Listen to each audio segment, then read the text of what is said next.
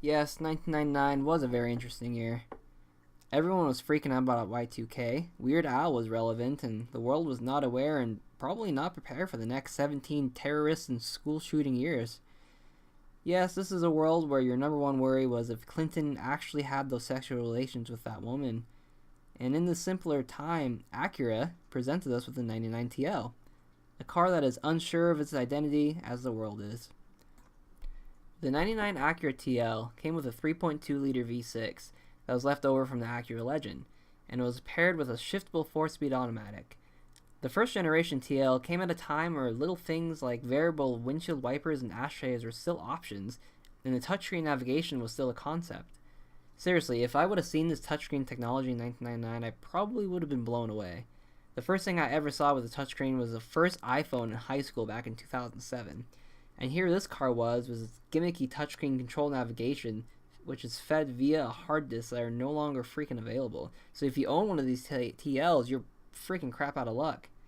Your touchscreen will still control the AC and vents, but most of the time you'll be looking at a black screen.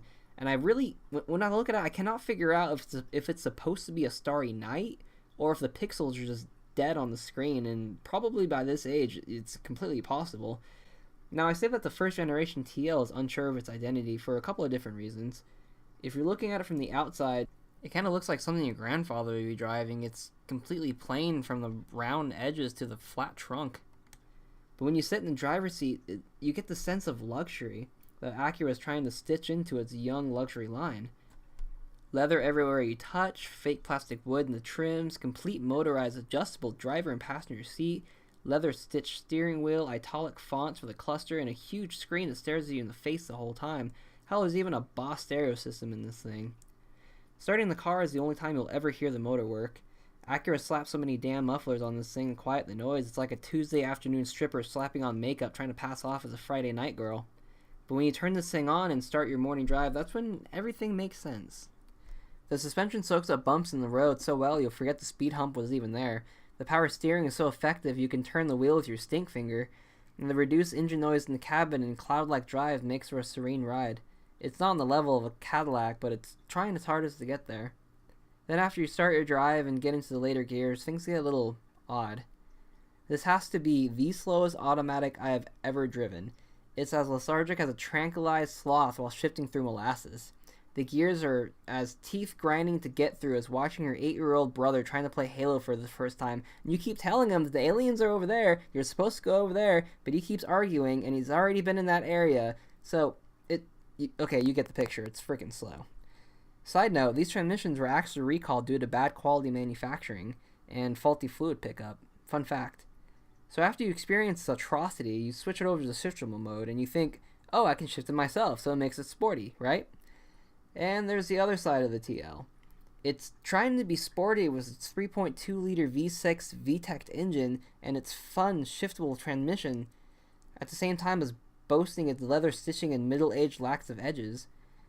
But while I drove this Acura TL, I kept it in the shiftable mode, just to avoid the vacuum feeling you get when the transmission is shifting between gears.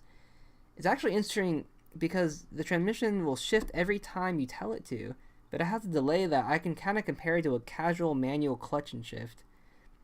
When you get this 99 TL in 2016, you can't help but think how funny car depreciation is. Here's this luxury vehicle with its soft leather trims and touchscreen navigation, something that would have blown the middle class away in 1999, sticking around 17 years later and being sold for a fraction of the price. I mean, honestly, you can buy one of these on Craigslist for a couple of grand. What was once a car driven by a better-off American, reduced to being pushed around by a 20-something-year-old working his dead-end job and hotboxing it on the weekends. It's kind of interesting. Its optional equipment is now standard on most cars, and parts are discontinued due to old age. So that makes me think to myself, the 99 Acura TL is the official car of trickle-down wealth, is the introduction to luxury, and sometimes second lives are more interesting than you think. What's up, guys? This is Tyler, and down here we have little Yoshi. So Yoshi would really appreciate it if you guys like the video that you just watched, if you would hit that like button and share it with your friends, share it with your family, share it with your mom. Maybe your mom likes car videos. I don't know. You don't know. You don't know until you try. Yoshi's also a camera whore. Look at her. Camera whore.